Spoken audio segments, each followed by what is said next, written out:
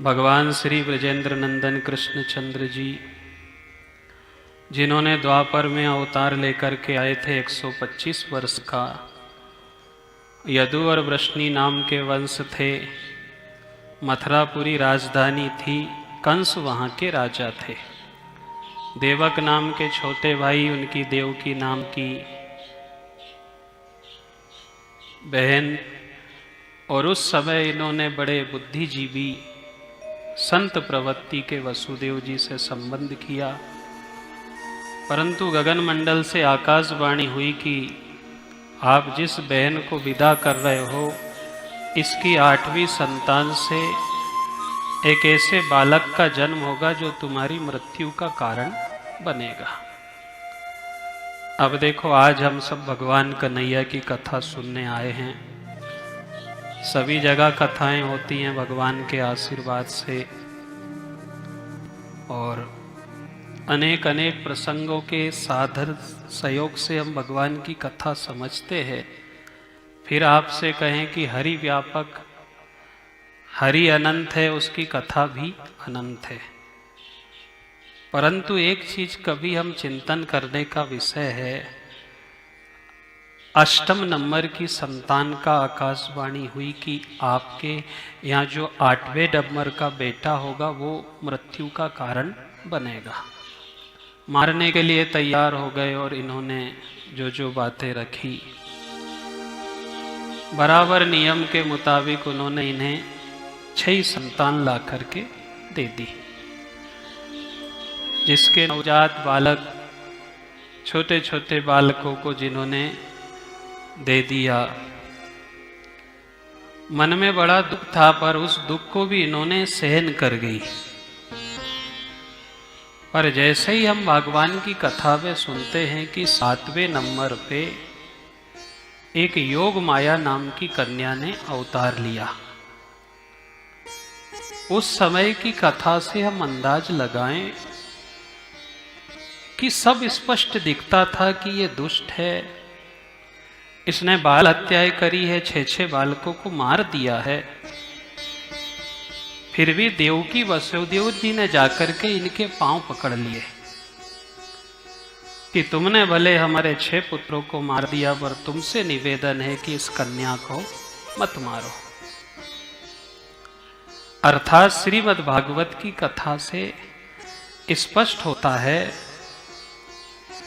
कि उस जमाने में पुत्र के प्रति मोह था नहीं था, कम था ज्यादा था, पर कन्या संतति को लेकर बहुत ज्यादा लगाव रहा।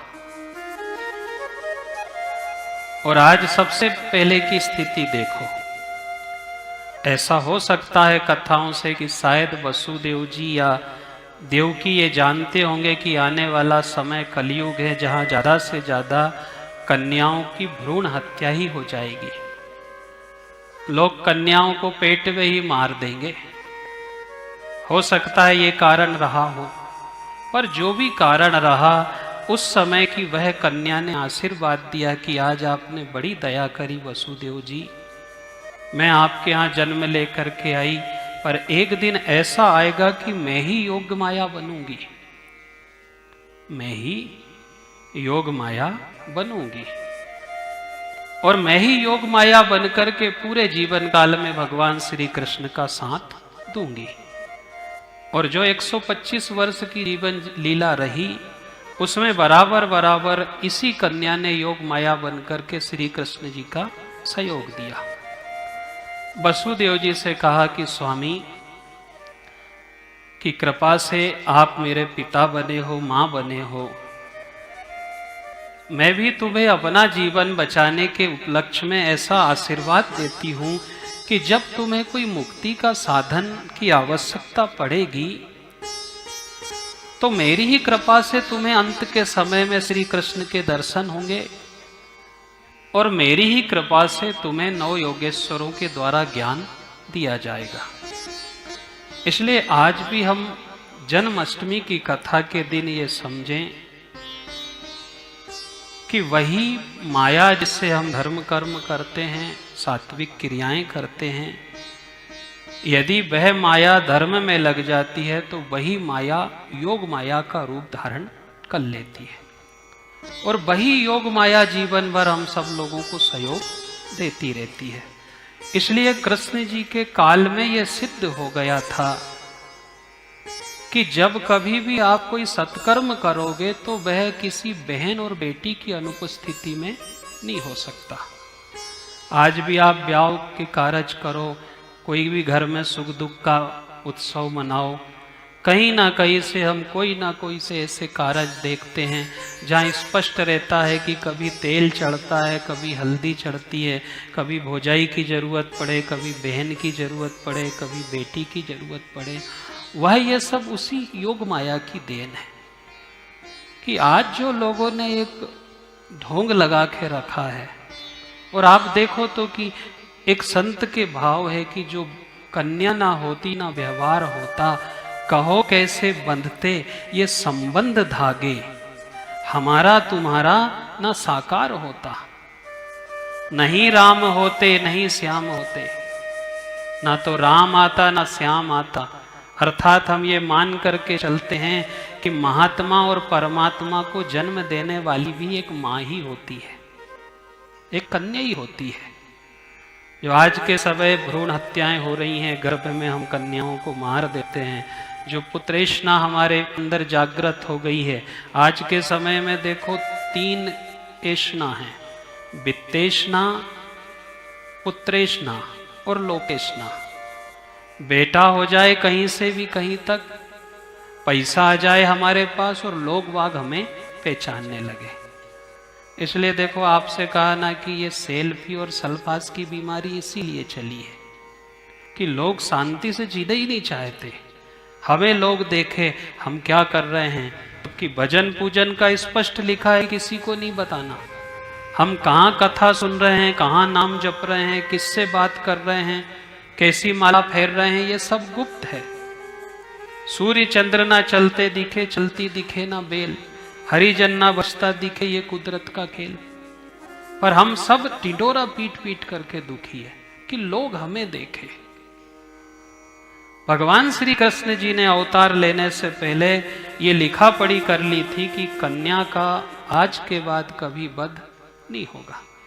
फिर भी कंस ने प्रयास किया तो हाथ छोड़ करके चली गई कि दुष्ट, तू मुझे क्या मारता है, मैं तो तेरे जैसे व्यक्ति से मरने वाली भी नहीं हूं। तुझे मारने वाला और इस जग को तारने वाला तो अपने निर्णय ले चुका है कि अष्टमी तिथि को निश्चित पधारेगा, और वह निश्चित रूप से आया।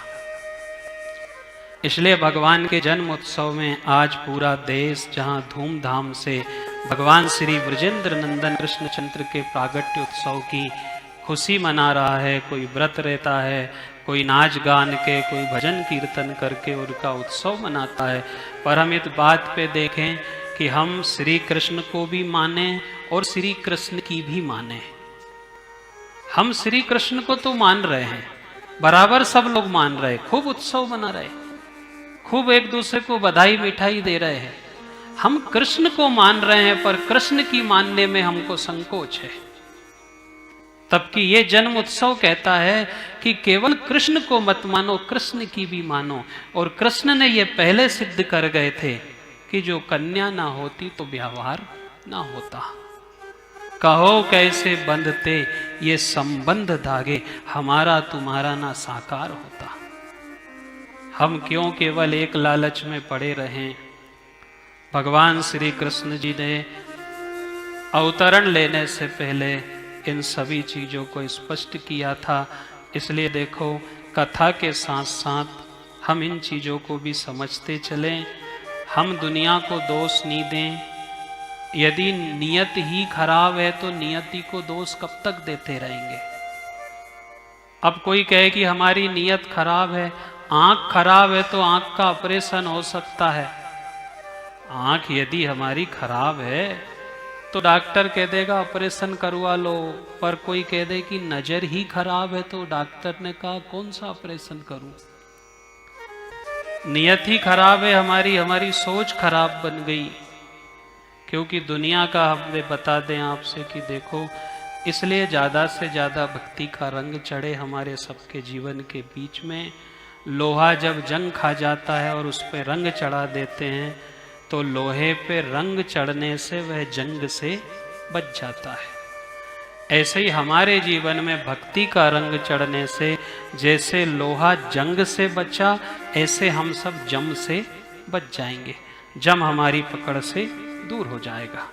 इसलिए आज हम सब भक्ति के इस परमात्मामय वातावरण में उपस्थित हुए हैं। वहाँ चारों तरफ भगवान के अवतरण की रास्ता देखी जा रही थी। जोग लगन ग्रह बार तिथि सकल भय अनुकूल, चर अरु अचर हर्ष जुतय राम जन्म सुखमूल। जैसे राम जी आए ऐसे कृष्ण जी का आने का समय निर्धारित हुआ। भादों का मास था, कृष्ण पक्ष की तिथि थी, अष्टमी तिथि। और अष्टमी तिथि में अर्धरात्रि का समय था, जो चंद्रमा रोहिणी नक्षत्र पे विराजमान था। इसलिए एक बात और आप शांति से सुन लो कि आज हम सब भगवान के प्रागट्य उत्सव में पधारे हैं। रात्रि के 12 बजे तक जितना हो सके जगो और भगवान के आने का स्वागत करो। रोज तो विषयों की नींद में हम सो जाते हैं, पर जो भगवान सब कुछ छोड़ करके हमारे लिए पृथ्वी पर 125 वर्ष के लिए अवतरण लेकर के आए थे, हम उनके लिए भी खुशी मनाएं, क्योंकि वहाँ भी बराबर बराबर तैयारी होने लगी थी। जो तेज बढ़ते देखा यशोदा का, तो सभी सखी सहेलियां सब कामों से निवृत्त होकर के इकट्ठी हो जाती थी, एक दूसरे को बुलाती थी।